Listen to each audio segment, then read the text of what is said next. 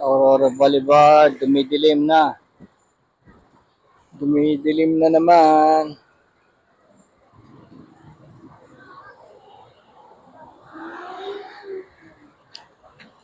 Eto na sila, ang dami nila.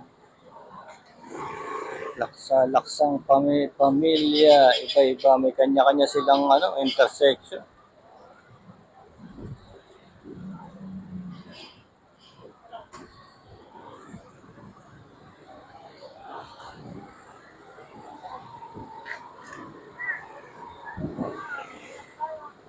Parang may documentary ako napanood tungkol diyan o may nagsabi sa akin na meron silang handler, yung merong nag-aano sa kanila, yung nag-aalaga. Yung papakain sa kanila, bibigay ng bahay kasi hindi sila tiga rito. Saka yung sakyan, transpo, hatid sila na umaga. Kasi hindi naman sila natutulog dyan sa kali.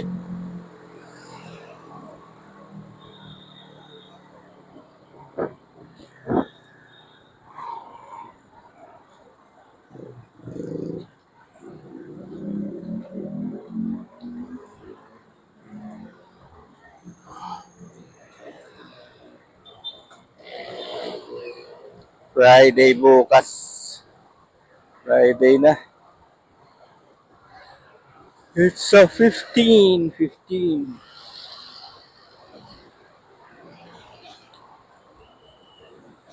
Karamihan na nagtatrabaho, nandyan daw yung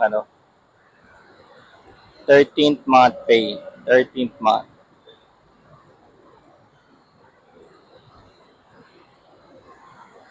So inaabangan yan ang mga empleyado.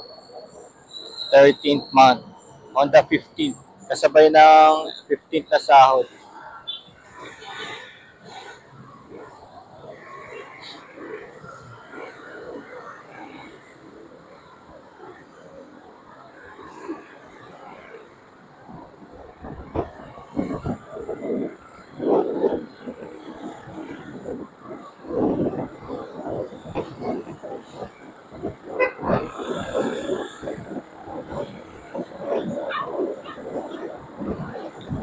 Sa itong property sa kanan, dating palengke hindi na dinevelop.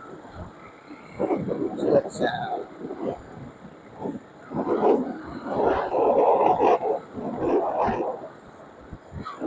hindi mainit yun Parang may hangin amihan, parang Christmassy.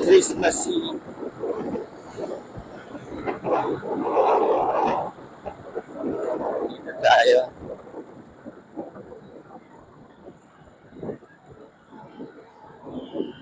Lagi na ako makanan dito. Ang tagal kasi ng dyan, mag-go. Minsan dalawa. Masyadong makapangyarihan yung mga mga estudyante sa Katipunan. May rumaradyo dun sa mga may rumaradyo. Yung mga powerful people, niraradyohan yung mga nagta-traffic. Kaya minsan binubuksan yung traffic hanggang di sila nakakalusot. Naka-open. Kaya minsan dalawa, tatlong beses na nag-stop and go. Dalawa, tatlong beses bago nila hayaang umandar na kagad yung traffic ng normal interval niya. Kahit doon sa San Miguel, tignan niyo San Miguel Avenue, doon sa may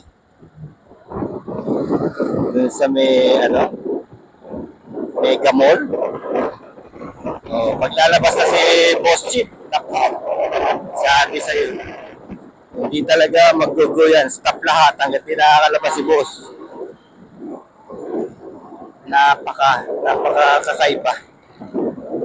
Kakaiba ang kapangyarihan.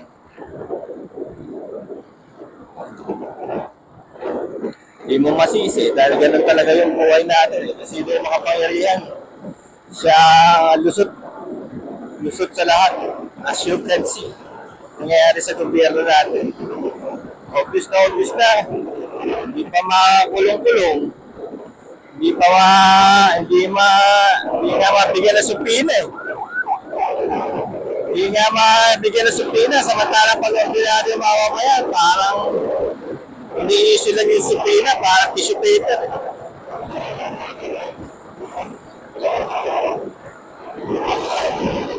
Naalala niyo? Meron silang listahan na dapat bisitahin ng mga pulis. O pag may kaaway sila, may kagalit. Dinadagdag na lang sa listahan. Okay na yun. Parang lumang panahon. Alala niyo yung panahon ng mga cowboy tsaka Indian. Lumang panahon. Kaya lang kasi sa bagong panahon, may tiwala tayo sa authority. Pinamulat tayo na dalang natin yung otoridad. Kaya hindi mo alam kung sasama ka sa kanya. Kaya sasama ka ng walang problema, tapos tra-traidorin ka pala, no? Last mo na pala yun. Kung sumama ka pala sa may otoridad, ako, last mo na pala yun. Nasa kulungan ka na, may mangyayari pa pala sa'yo. Hindi ka pa rin safe. Imagine mo na lang. Sitwasyon. Paano na kaya yung mga tao, ayaw ng gano'n, di ba? Konti lang ang tumiwalag nun eh. Konti lang. Karamihan, natakot. Karamihan, tinanggap. Kasi di ba sabi nga sa atin, bata pa tayo. Pagka ikaw ay, sumunod ka muna bago ka magreklamo. Di ba yan ang sinasabi sa atin? Obey first before you complain. Di ba? Parang wala na rin saysay yung salitang yun. Kasi ginawa mo na eh. Ginawa mo na yung ayaw mo eh. Pero yun ang inalagay sa utak natin. Obey first before you complain. Parang kailangan talaga maging obedient yung society natin sa mga leader na itinalaga. Kaya yung mga leader, ayahay na kung ano na gusto nang gawin. Napapalukot nila yung mga pulisiya. Parang rule breaker, no? Ang gawain nila sa tunay na buhay talagang saliwarin. Kaya magtataka, iba dyan, relihiyoso pa eh. No? Relihiyoso, deboto pa lang kung sino-sino eh. No? Pero pag ang gawain nila sa buhay talagang maka-demonyo eh.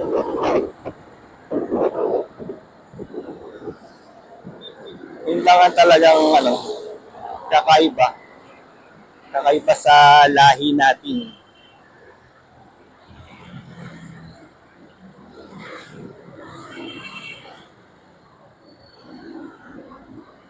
Tapos pagka mamamatay na o may namatay na, ay salamat. Good riddance, no? Pero hanggang sa kamatayan, hindi nila sasabihin kung anong talagang tunay na mga nangyayari sa kapwa nila, kababayan nila. Hindi nila aminin, hindi nila sasabihin. Tapos yung yaman nila, hindi man sila binuhay ng forever, no? Hindi man sila binuhay ng forever. Maaaring ito, sigurado ko. Yung yaman nila,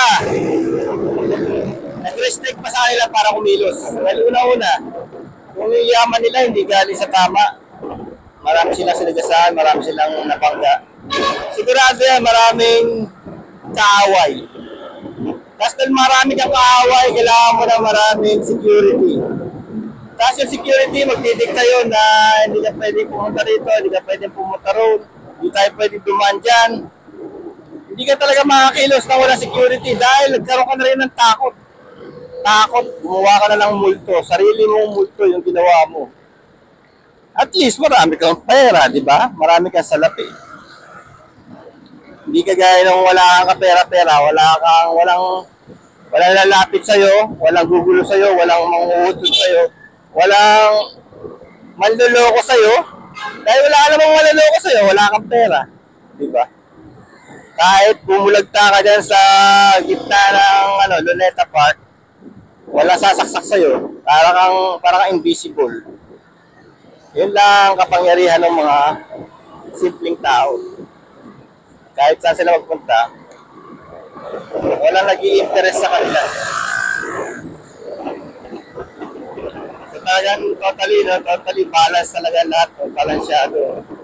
Marami yung kilala, gano'n.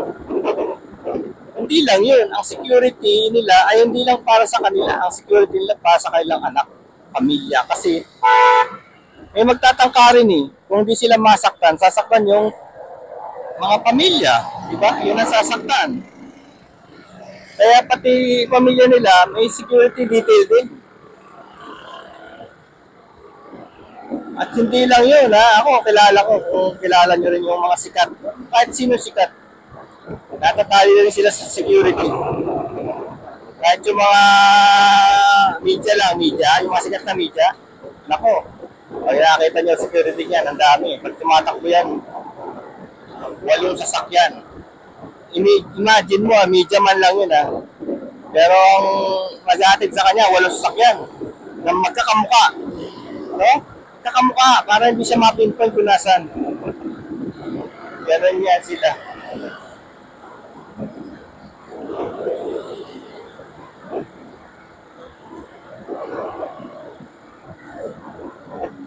Ayos. Marcos Highway ang bagal natin. Mainit kasi.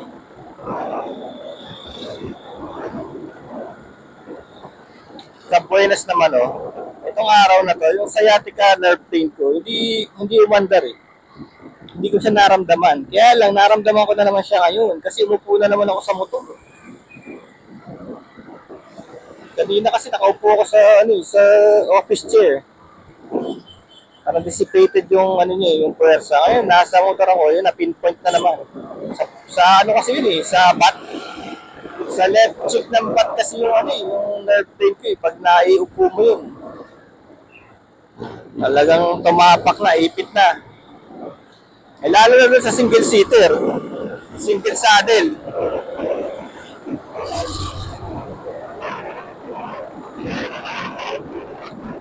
Sana gumaling na. Medyo matagal na rin ito. Ilang months na rin ito. Madaling naman sila naturally. Pero months talaga. May one incident to na nakabatak siya. Yung legs ko, nakasupport ng motor. May one incident na nabatak yung nerve na yun. Tapos nag-aantay siyang gumaling naturally. Medyo matagal. Nagpapasko na pala, no? Another Christmas! And ay siya nga pala itong nakakabit sa iPhone ko. iPhone. Ito yung camera, iPhone. Nakabili ako ng kasi itong mga iPhone na to, yung iPhone 13 ba to? 13, no? Yung iPhone 13, wala siyang wala na siyang saksakan eh. Yung mga audio, na siya, parang yung wireless na AirPods, di ba? AirPods. Kaya ngayon, yung microphone, nandun din. Gusto ko microphone lang.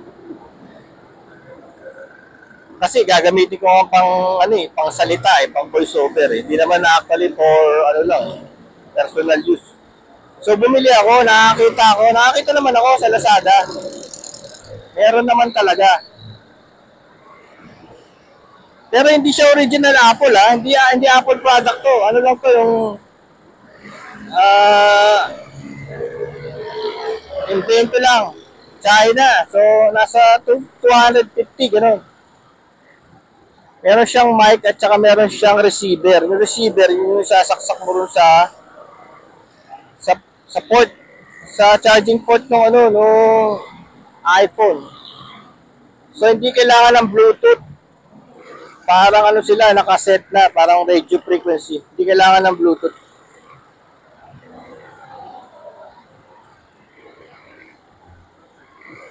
Kaya yan ang audio niya. Yan ang audio niya. Yung sinasabi ko parang aswang. Parang aswang ang tunog niya. Yan yun. Pwede na rin. Tsaka may cancellation siya. Based dun sa audio natin kagabi.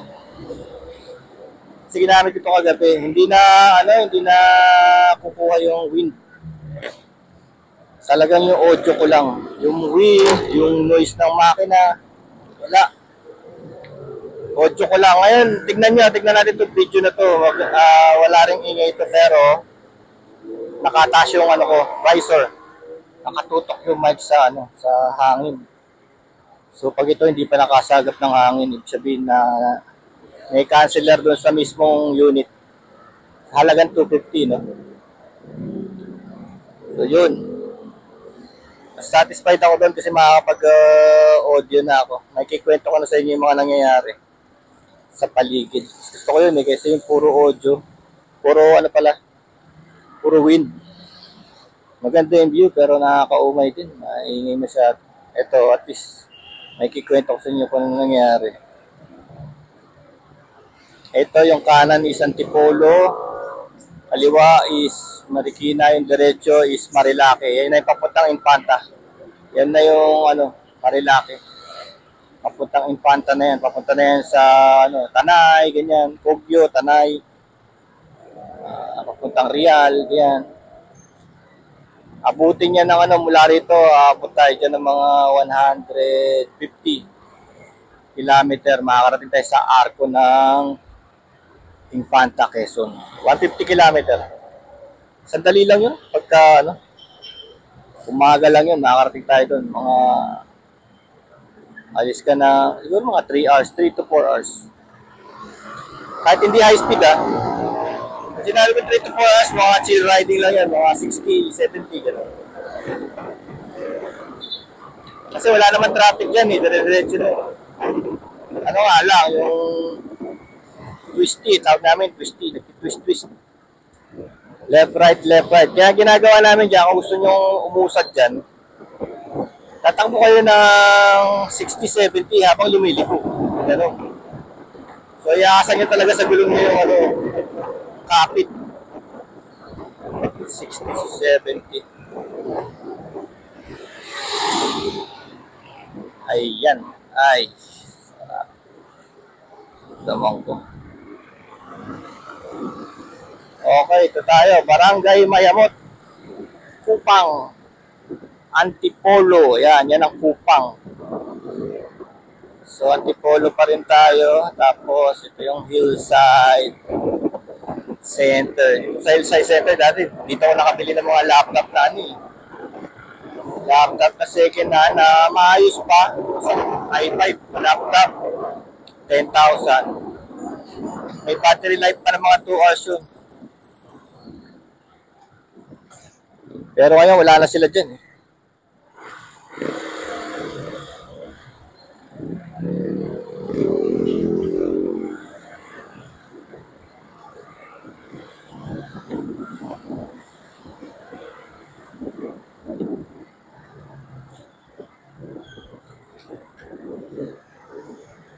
Ito na uli yung Solibin.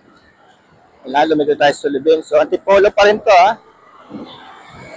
Ang pinaka-border nito, yung doon, Katulay. Ang pinaka-border niya. Marikina and Antipolo. So, ito, water world din to, water world. Kaya tingnan mo yung mga businesses na hindi nagtatagal. Kahit na inangat siya, minsan nga lang ulan lang na malakas papaha dito. Pero inayos na to, Laki ng pera ginahas dito, kaya lang talagang ito yung kalye natin, alam mo yung semento. Kailangan magkaroon ng way yan para maging tagusan.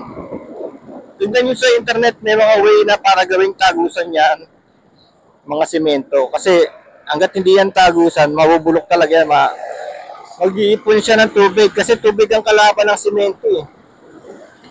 Pag naiipunan, dapat yan yung nagdi-drain. May way na sila ngayon dyan, mag-drain yan para tumagal ang buhay.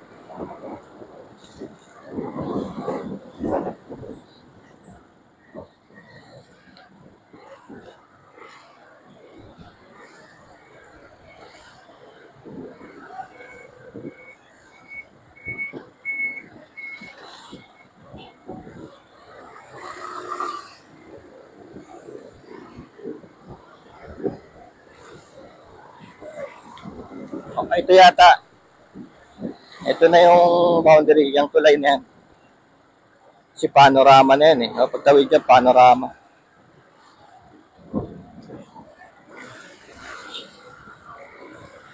Panorama.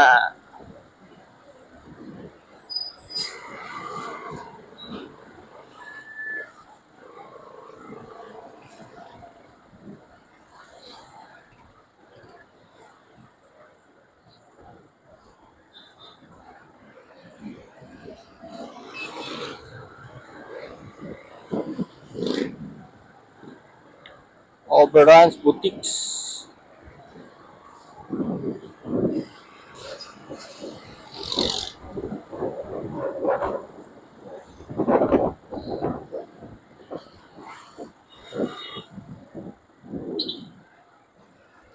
Oh, ay traffic. Traffic. Estudyante Blues. Estudyante Blues, tanghali. May eskwelahan kasi dyan eh. Oo nga pala. Noong mga nakaraang araw, dumaan tayo rito, walang traffic kasi nga pala sinuspend dahil dun sa aftermath ng bagyo. Tapos meron pa sila suspension eh, yung nag-iinala sila ng flu. Yung flu eh, may bago na naman daw flu.